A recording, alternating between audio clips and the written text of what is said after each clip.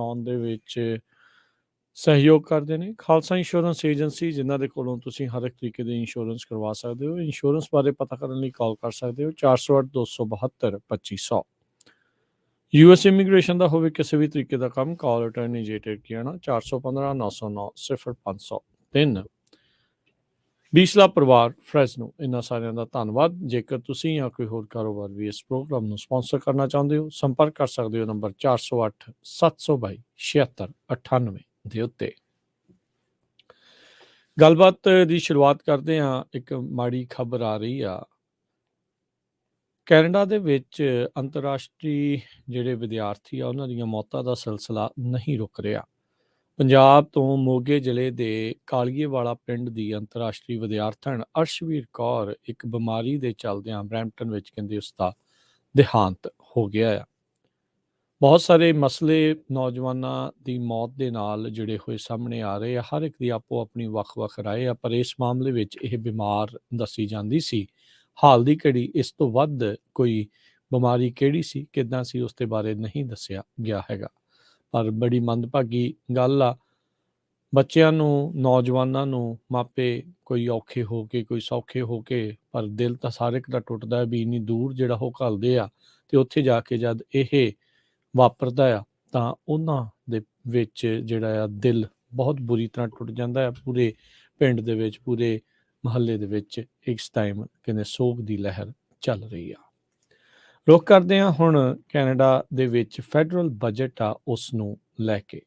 Federal budget ਜਿਹੜਾ ਆ ਉੱਥੇ ਪੇਸ਼ ਕੀਤਾ ਗਿਆ 2023 ਦੇ ਵਿੱਚ। ਨਵੀਂ ਸਪੈਂਡਿੰਗ ਦੇ ਨਾਲ ਬਿਲੀਅਨਸ ਆਫ ਡਾਲਰ ਦੀ ਨਵੀਂ ਸਪੈਂਡਿੰਗ ਦੇ ਨਾਲ ਕੁੱਲ ਮਿਲਾ ਕੇ ਇਸ ਬਜਟ ਵਿੱਚ $40 ਬਿਲੀਅਨ ਦਾ ਘਾਟਾ ਜਿਹੜਾ ਆ ਉਹ ਪੇਸ਼ ਕੀਤਾ ਗਿਆ ਹੈਗਾ। ਇਸ ਬਜਟ ਦੇ ਵਿੱਚ ਕਈ ਨਵੇਂ ਕਾਨੂੰਨ ਜਿਹੜੇ ਆ ਉਹ ਵੀ ਐਡ ਕੀਤੇ ਗਏ ਨੇ ਵੱਖ-ਵੱਖ ਮੁੱਦਿਆਂ ਨੂੰ ਜਿਹੜਾ ਉਹ ਲੈ ਕੇ। ਬਜਟ ਦੇ ਤਹਿਤ ਨੈਚੁਰਲ ਹੈਲਥ ਪ੍ਰੋਡਕਟਸ ਦੇ ਉੱਤੇ ਓਵਰਸਾਈਟ ਬਿਠਾਉਣ ਦੀ ਜਿਹੜੀ ਇੱਕ ਕੋਸ਼ਿਸ਼ ਹੋਵੇਗੀ।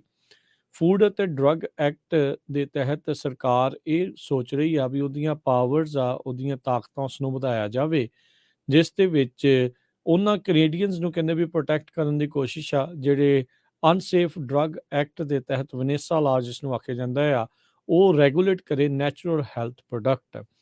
ਇਸ ਮੌਕੇ ਜਿੱਦਾਂ ਆਪਣੇ ਇੱਥੇ FDA ਆ, ਉੱਥੇ ਉਹਨਾਂ ਦੀ ਜਿਹੜੀ ਫੂਡ ਵਾਲੀ ਇੰਡਸਟਰੀ ਆ ਜਾਂ ਦਵਾਈਆਂ ਵਾਲੀ ਆ ਜਿਸ ਨੂੰ ਉਹ ਪ੍ਰਮਾਣਤਾ ਦਿੰਦੇ ਆ, ਉਸ ਤੋਂ ਬਗੈਰ ਬਹੁਤ ਸਾਰੇ ਹੈਲਥ ਪ੍ਰੋਡਕਟ ਵਿਕਦੇ ਆ ਜਿਹਦੇ ਬਾਰੇ ਇਹਨਾਂ ਨੇ ਚਿੰਤਾ ਪ੍ਰਗਟਾਈ ਆ। ਇਸ ਲਈ ਰੈਗੂਲੇਟਰਸ ਨੂੰ ਉਸ ਦੇ ਉੱਤੇ ਸ਼ਿਕੰਜਾ ਕੱਸਣ ਦੇ ਲਈ ਇਸ ਬਜਟ ਦੇ ਵਿੱਚ ਰਾਹ ਦਿੱਤਾ ਗਿਆ ਆ।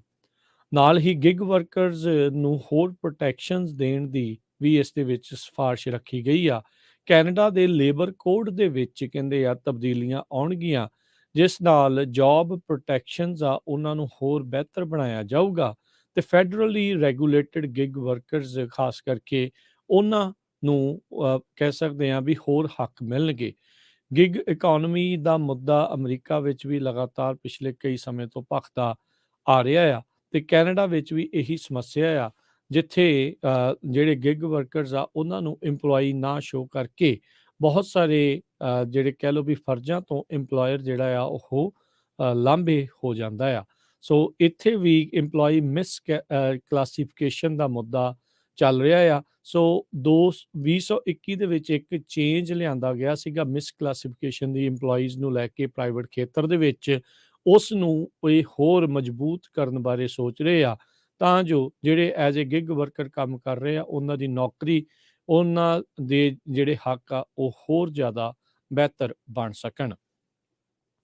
ਇਸੇ ਦਰਮਿਆਨ ਇਹਨਾਂ ਨੇ ਇਲੈਕਟ੍ਰੋਨਿਕ ਸਿਟੀਜ਼ਨਸ਼ਿਪ ਪ੍ਰੋਗਰਾਮਸ ਉਸ ਨੂੰ ਅਨੇਬਲ ਕਰਨ ਬਾਰੇ ਗੱਲ ਕੀਤੀ ਆ। ਲਿਬਰਲ ਸਰਕਾਰ ਸਿਟੀਜ਼ਨ ਐਕਟ ਦੇ ਵਿੱਚ ਕੁਛ ਸੋਧਾਂ ਕਰਨ ਬਾਰੇ ਸੋਚ ਰਹੀ ਆ ਜਿਹਦੇ ਨਾਲ electronic administration of citizenship programme ਹੋਊਗਾ, ਜਿਹਦੇ ਨਾਲ ਆਟੋਮੇਟਿਡ ਅਤੇ ਮਸ਼ੀਨ ਯਾਨੀ ਕਿ ਕੰਪਿਊਟਰ ਦੀ ਮਦਦ ਦੇ ਨਾਲ ਪ੍ਰੋਸੈਸਿੰਗ ਹੋਊਗੀ ਬਾਇਓਮੈਟ੍ਰਿਕ ਇਨਫੋਰਮੇਸ਼ਨ ਉਸ ਨੂੰ ਕਲੈਕਟ ਕਰਨ ਦੇ ਲਈ।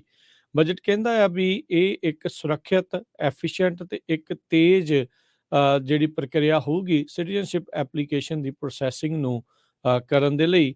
ਇਸ ਨਾਲ ਕਹਿੰਦੇ ਆ ਵੀ ਇਹ ਸਬਸਟੈਂਸ਼ੀਅਲ ਬੈਕਲੌਗ ਜਿਹੜਾ ਲੋਕ ਇੰਤਜ਼ਾਰ ਕਰ ਰਹੇ ਆ ਉਸ ਨੂੰ ਘਟਾਇਆ ਜਾ ਸਕੂਗਾ। ਕੈਨੇਡਾ ਦੇ ਲੇਬਰ ਕੋਡ ਦੇ ਵਿੱਚ ਇੱਕ ਹੋਰ ਤਬਦੀਲੀ ਇਸ ਬਜਟ ਦੇ ਤਹਿਤ ਲਿਆਉਣ ਬਾਰੇ ਗੱਲ ਆ ਵੀ ਬੱਚੇ ਦੀ ਮੌਤ ਦੇ ਵੇਲੇ ਜਾਂ ਜੇ ਕਿਸੇ ਦੇ ਡਿਸਅਪੀਅਰੈਂਸ ਹੋ ਜਾਂਦੀ ਆ ਤਾਂ ਮਾਪਿਆਂ ਨੂੰ ਉਸ ਕਰਕੇ ਜਿਹੜੀ ਆ ਉਹ ਛੁੱਟੀ ਮਿਲ ਸਕੇ।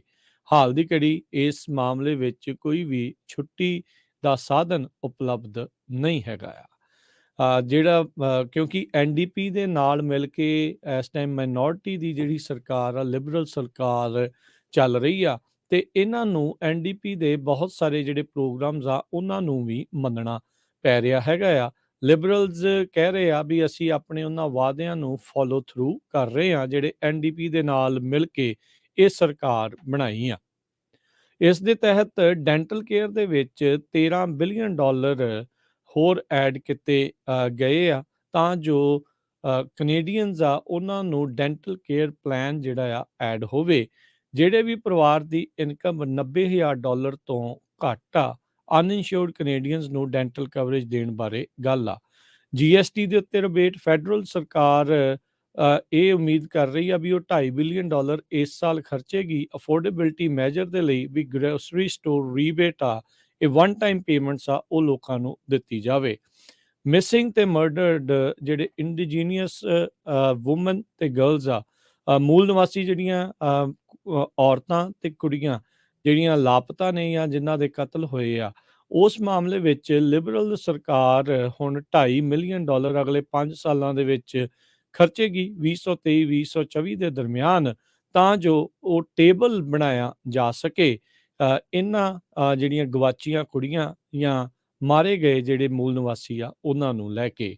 ਸੋ ਕਾਫੀ ਜਿਹੜੇ ਮੁੱਦੇ ਇਸ ਦੇ ਵਿੱਚ ਇਹ ਚੱਲ ਰਹੇ ਆ। ਕੁੱਲ ਇਹ ਬਜਟ 850 ਪੇਜਾਂ ਦਾ ਮੰਨਿਆ ਗਿਆ ਆ, ਕੁੱਲ 850 ਪੇਜਾਂ ਦਾ ਆ।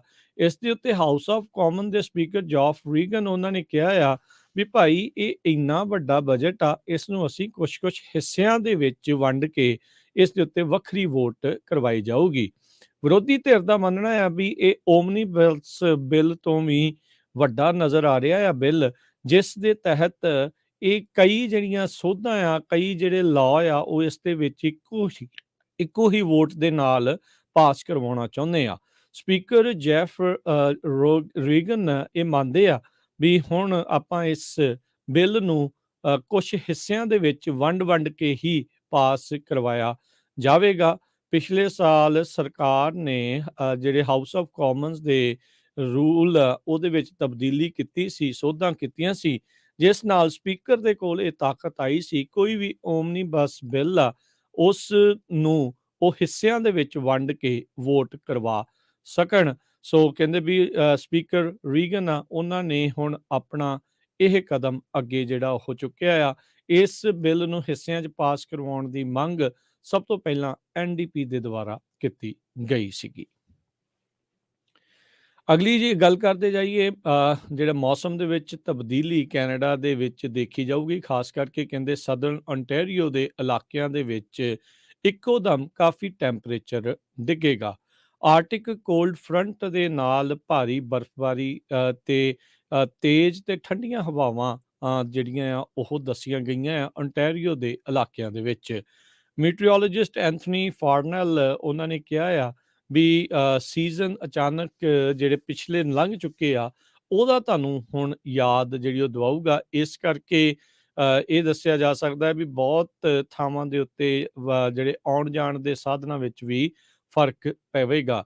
ਇਨਵਾਇਰਨਮੈਂਟ ਕੈਨੇਡਾ ਨੇ already winter weather travel advisory southern ontario ਦੇ ਇਲਾਕੇ ਦੇ ਵਿੱਚ ਘੋਸ਼ਿਤ ਕਰ ਦਿੱਤੀ ਆ ਤੇ ਸਲਿਪਰੀ ਕੰਡੀਸ਼ਨਸ ਜਿਹੜੀਆਂ ਹੋਣਗੀਆਂ। 70 ਕਿਲੋਮੀਟਰ ਪ੍ਰਤੀ ਘੰਟੇ ਦੀ ਰਫ਼ਤਾਰ ਦੇ ਨਾਲ ਤੇਜ਼ ਹਵਾਵਾਂ ਵੀ ਜਿਹੜੀਆਂ ਉਹ ਚੱਲਣਗੀਆਂ। ਬਿਜਲੀ ਲਿਸ਼ਕਣ ਅਤੇ ਬੱਦਲ ਗਰਜਣ ਦੀਆਂ ਸੰਭਾਵਨਾਵਾਂ ਵੀ ਆ ਤੇ ਕਾਫੀ ਜ਼ਿਆਦਾ ਬਰਫ਼ ਪੈਣ ਦੀ ਸੰਭਾਵਨਾ ਹੋਵੇਗੀ। ਇੰਨੀਆਂ ਤੇਜ਼ ਹਵਾਵਾਂ ਦੇ ਵਿੱਚ ਫਲਰੀਜ਼ ਤੇ ਜਿਹੜੀ ਸਨੋ ਪੈਣ ਦੇ ਨਾਲ ਕਹਿੰਦੇ ਆ ਵੀ ਬਹੁਤ ਹੀ ਜਲਦ ਜ਼ੀਰੋ ਵਿਜ਼ਿਬਿਲਿਟੀ ਵਰਗੀ ਸਥਿਤੀ ਬਣ ਜਾਵੇਗੀ। ਸੋ ਆਉਣ ਵਾਲੇ ਜਿਹੜੇ ਸਮੇਂ ਦੇ ਵਿੱਚ ਤੁਸੀਂ ਇਹਨਾਂ ਮੌਸਮਸ ਦੇ ਲਈ ਤਿਆਰੀ ਜਿਹੜੀ ਆ ਉਹ ਕਰਕੇ ਹੀ ਘਰੋਂ ਨਿਕਲੋ।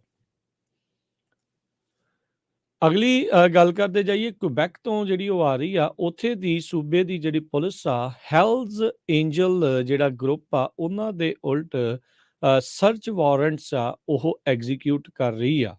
70 ਤੋਂ ਵੱਧ ਪੁਲਿਸ ਅਧਿਕਾਰੀ ਆਪਣੇ ਜਿਹੜੇ ਡੌਗ ਦੀਆਂ ਟੀਮ ਤੇ ਟੈਕਟੀਕਲ ਯੂਨਿਟਸ ਦੇ ਨਾਲ 8 ਵੱਖ-ਵੱਖ ਇਲਾਕਿਆਂ ਦੇ ਵਿੱਚ ਉਹਨਾਂ ਨੇ ਛਾਪੇਮਾਰੀ ਇਹ ਸਰਚ ਵਾਰੰਟਸ ਜਿਹੜੇ ਆ ਉਹ ਐਗਜ਼ੀਕਿਊਟ ਕੀਤੇ ਆ। ਮੌਂਟਰੀਅਲ, ਲਵੈਲ, ਲੌਰੈਂਟੀਅਨਸ ਦੇ ਵਿੱਚ ਇਹਨਾਂ ਨੂੰ ਟਾਰਗੇਟ ਕੀਤਾ ਗਿਆ। ਹੈਲਜ਼ ਐਂਜਲਸ ਇੱਕ ਡਰੱਗ ਟ੍ਰੈਫਿਕਿੰਗ ਰਿੰਗ ਦੇ ਨਾਲ ਜੁੜੇ ਹੋਏ ਨਜ਼ਰ ਆਉਂਦੇ ਆ। ਉਸੇ ਦੇ ਤਹਿਤ ਹੀ ਉੱਥੇ ਦੀ ਸੂਬੇ ਦੀ ਪੁਲਿਸ ਦੇ ਦੁਆਰਾ ਇਹ ਕਾਰਵਾਈ ਜਿਹੜੀ ਉਹ ਪਾਈ ਗਈ ਆ। ਉੱਥੋਂ ਦੇ ਜਿਹੜੇ ਪੁਲਿਸ ਅਧਿਕਾਰੀਆਂ ਨੇ ਅਜੇ ਤੱਕ ਕੋਈ ਅਰੈਸਟ ਜਿਹੜੀ ਆ ਉਹ ਨਹੀਂ ਦੱਸੀ ਹੈਗੀ। ਕਹਿੰਦੇ ਵੀ ਆਉਣ ਵਾਲੇ ਦਿਨਾਂ ਦੇ ਵਿੱਚ ਇਹ ਐਵੀਡੈਂਸ ਇਕੱਠਾ ਕਰਕੇ ਬਾਅਦ ਦੇ ਵਿੱਚ ਹੀ ਅਰੈਸਟ ਜਿਹੜੀਆਂ ਆ ਉਹ ਕੀਤੀਆਂ ਜਾਣਗੀਆਂ। ਅੱਜ ਦੇ ਪ੍ਰੋਗਰਾਮ ਅਪਡੇਟ ਕੈਨੇਡਾ ਨੂੰ ਹੁਣ ਆਪਾਂ ਇੱਥੇ ਹੀ ਸਮਾਪਤ ਕਰਦੇ ਹਾਂ। ਮਿਲਾਂਗੇ ਆਪਾਂ ਤੁਹਾਨੂੰ ਅਗਲੀ ਵਾਰ। ਉਦੋਂ ਤੱਕ ਲਈ ਮੇਰੇ ਰਾਜਕਰਮਵੀਰ ਸਿੰਘ ਵੱਲੋਂ ਤੁਹਾਨੂੰ ਸਭ ਨੂੰ ਪਿਆਰ ਭਰੀ ਸਤਿ ਸ਼੍ਰੀ ਅਕਾਲ। ਸੁਣਦੇ ਰਹੋ, ਦੇਖਦੇ ਰਹੋ ਪੰਜਾਬੀ ਰੇਡੀਓ USA।